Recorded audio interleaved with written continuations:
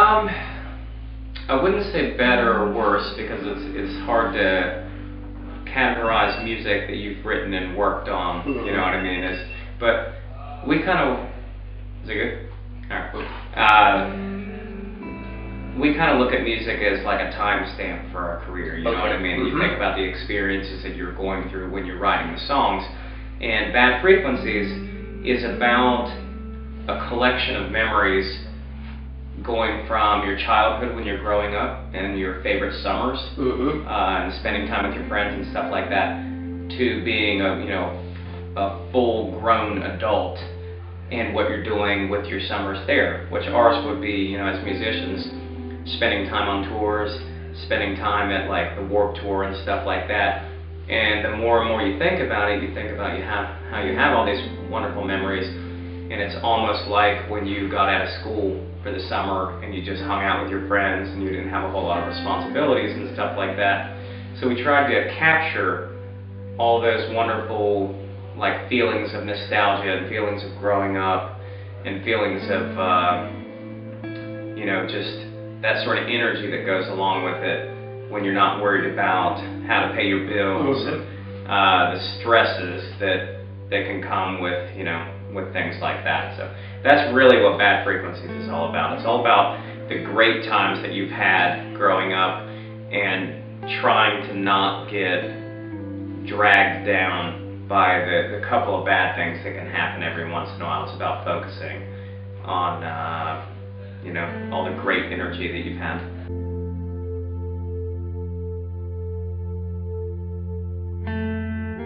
For me, I think it's a moody album. I think there's a lot of like roller coaster peaks and valleys and stuff. But it has an energy to it. It has like a vintage feel. Mm-hmm. It has, we try to keep a lot of tempo to it. We try to make it sound youthful. Mm-hmm. It definitely has, everything you expect from what we do, which is singing and screaming, a lot of melody, rock guitars, stuff like that. So what we wanted it to be like kind of right out of the gate, trying to push as hard and as fast as we possibly could while taking those deep breaths in between the albums, or in between the songs.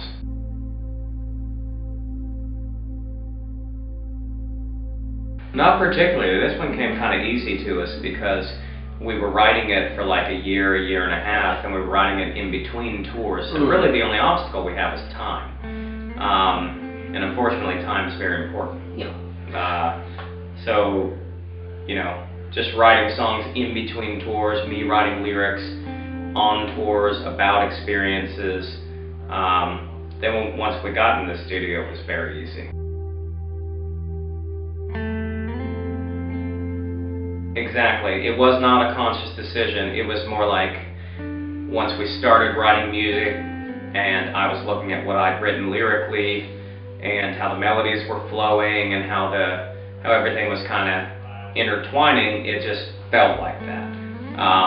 So then, we wrote, I think, 20 songs for the record or something like that. So once we started to picking through each one, they all started to make sense with one another.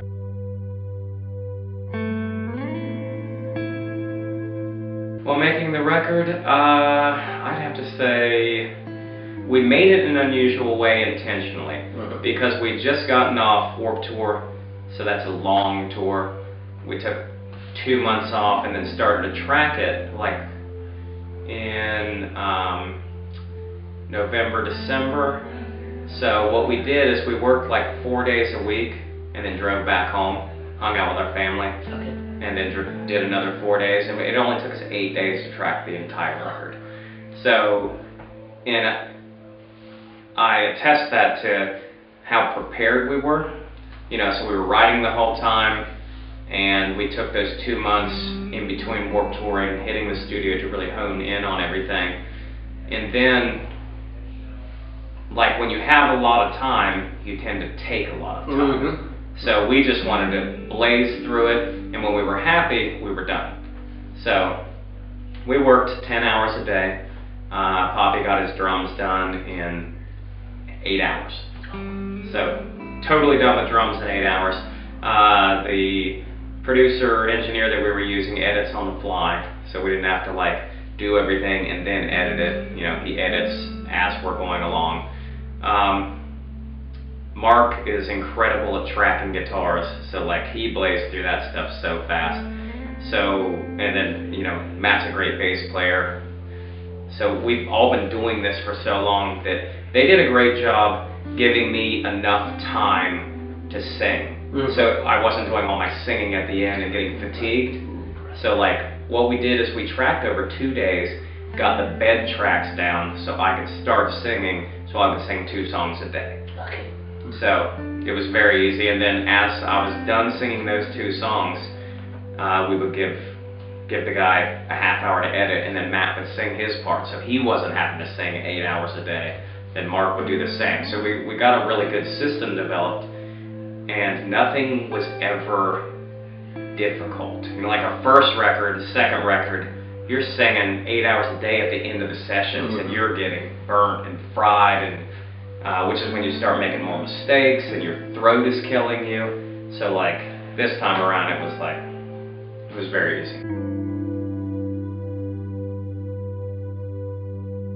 Me, I really like Pink Hearts is one of my favorites. I really like Bad Frequencies, Skylark, a song we haven't played yet, and I really like the last track called Pills. The opening track I wrote about, it's called In Bloom. I wrote about how, you know, when you do something like start a band, you have no idea what the hell you're doing, and then you flash forward 15 years later and you're wondering if like you've been able to live your dream for your past 15 years, and then you wonder if this is even what you've been wanting to do for the past 15 years, or is it all you know how to do for the past 15 years? Which we're entirely happy, but it's just a question that you ask yourself, you know what I mean? Like you get, just like with any other job, any other career, you get institutionalized and you don't realize if your career is pushing you or if you're pushing your career. So that was a good exercise to write a song like that.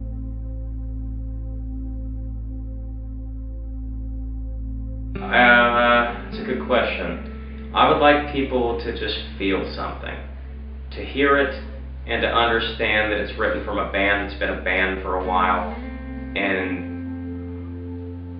is still collecting wonderful memories, and is still like, this album to me is like a yearbook. You've seen each other grow. You've seen so many beautiful places. You went through so much hardship that it makes an album like this very satisfying.